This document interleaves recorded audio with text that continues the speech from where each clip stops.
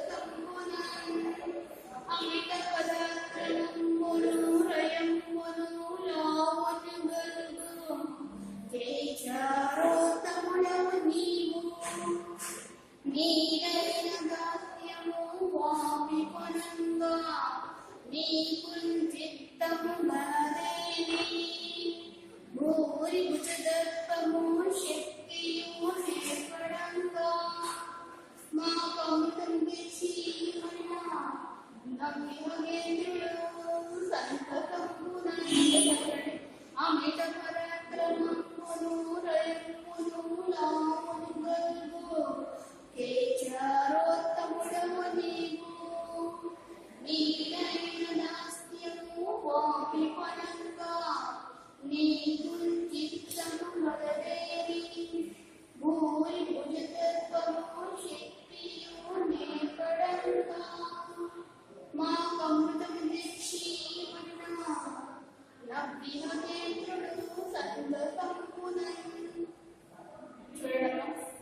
నీవు అంతులేని అమిత పరాక్రమం అంటే అంతులేని పరాక్రమం, రయము వేగాన్ని, లావు పక్షివాచికి ఎటువంటి బలం ఉండాలి, ఎటువంటి లావు ఉండాలి, అటువంటి లావు, గలుగు ఏ చమత్రముడు పక్షులలో పిల్ల శ్రేష్టమైన వాడవు నీవు.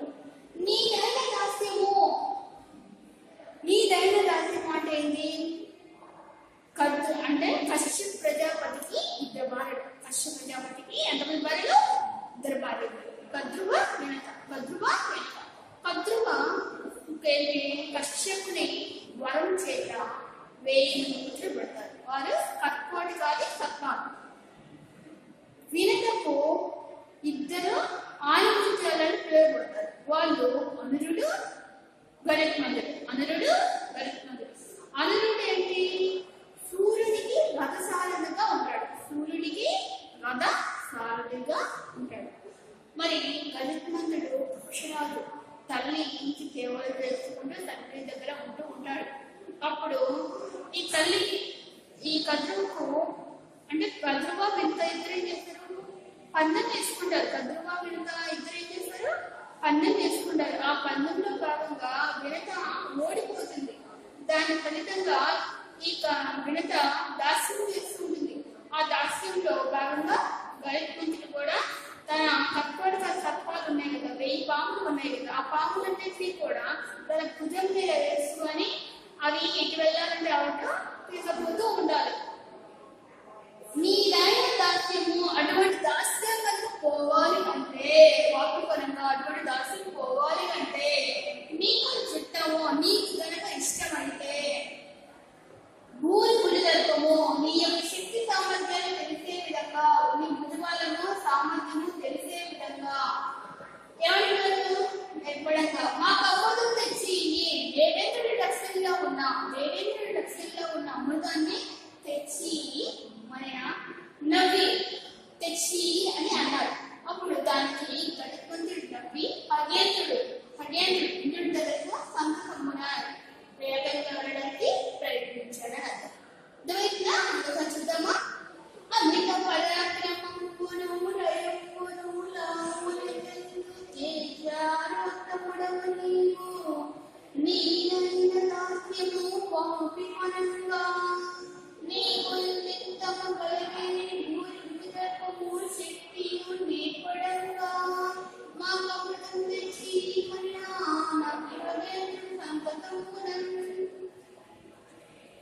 ఇంకొక చూద్దాం. అట్లే చేయదు అట్లా చేయదు అమృతం తెచ్చి మీకిచ్చిన ఏనునందల్లి దాస్యంపు వలన విముక్తుల మగువారమని నుడివి తద్రుత్వంతం వంతయుందల్లికి చెప్పి అమృత హరణార్థం వరిగెదనని మురొక్కి తల్లి దీవినని వని గమనోన్ముఖుండై. చూడండమ్మా, అట్లా చేయదు అమృతంబు తెచ్చి నీకిచ్చి ఏనునందల్లియం దాస్యంపు వలన విముక్తుల మగువారమని నుడివి తద్రుత్వంతం వంతయుందల్లి చెప్పి అమృత హరణార్థం వరిగెదనని మురొక్కి తల్లి దీవినని వని గమనోన్ముఖుండై. అంటే అట్లాగే చేయదు, అట్లాగే చేస్తాను. అమృతం తెచ్చి మీకు ఇచ్చి దేవేంద్రుడి రక్షణలో ఉన్న అమృతాన్ని తెచ్చి ఇచ్చి ఏనుడు అంటే నేనుడు దల్లియు నా తల్లియు దాస్యంపు వలన ఈ శత్రువ దాస్యంపు వలన విముక్తులం అవ్వాలి. అంటే విముక్తులం అవుతాం. ఈ దాస్యం అనేది మేము పోగొట్టుకుంటాము అని నొల్లి పలికి తద్వృత్తాంతం తత్ ప్లస్ వృత్తాంతం ఆ వృత్తాంతం అంతయో ఆ జరిగిన విషయం అంతయో తల్లికి చెప్పి అమృత హరణార్థం వెలిగేదా అమృతాన్ని తీసుకుని వద్దామని అమృత హరణార్థం అమృతం కోసమని వెలిగేదా వెళ్ళడానికి వృత్తి తల్లి దీవెనలు గైకొని గమనోన్ముఖుడై గమనం అంటే గాలిలో మున్ముఖుడై వెళ్ళడానికి ప్రవేశించాడు. నేర్చుకోండి.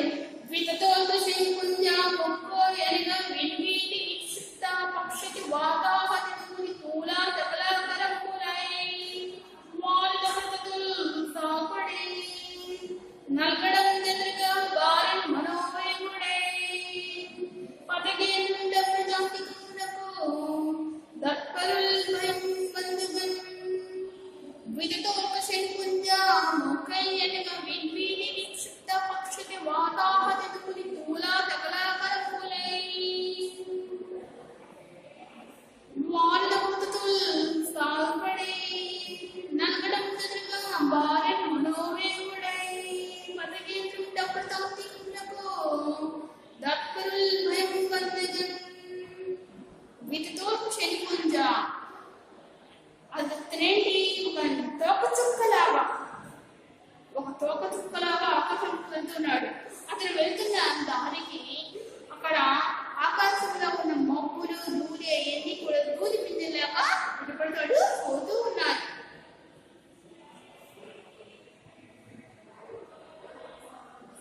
పక్షిరాజు వేగంగా బయలుదేరాడు. అప్పుడు అతడు నిప్పు కణాలతో కూడిన తోక చుక్కలాగా ఉన్నాడు.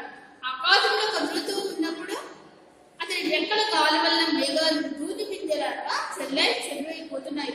అమృతాన్ని రక్షిస్తూ ఉన్న వారు భయపడినట్లుగా గరుత్మంతుడు మరో వేగంతో మనస్సులో ఎంత వేగంగా మనం ఉంటామో అంతే వేగంతో అమృతం ఉన్న చోటుకు వెళ్ళాడు.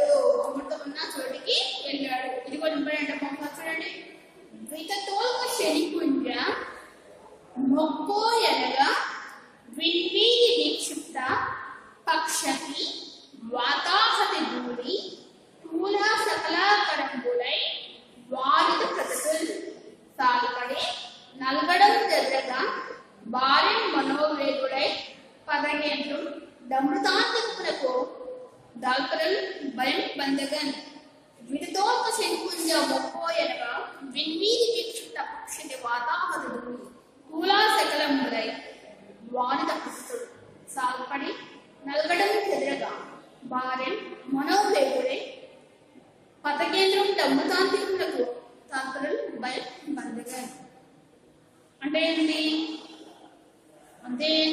ఇది తోక చుక్కలాగా ఈ పక్షిరాజు అంటే ఈ గరుత్మంతుడు మనోవేగంతో బయలుదేరాడు. ఆ అమృతాన్ని తీసుకురావాలి, నా యొక్క తతుకు పోవాలి అని బయలుదేరాడు. అప్పుడు అతడు నిప్పు కణాలతో కూడిన తోక చుక్కలకు బగబగమంటే నిప్పు కణాలలాగా గాలి వల్ల మేఘాలు దూది పిందెలై చెదిరిపోతున్నాయి. అమృతాన్ని రక్షిస్తున్న వారు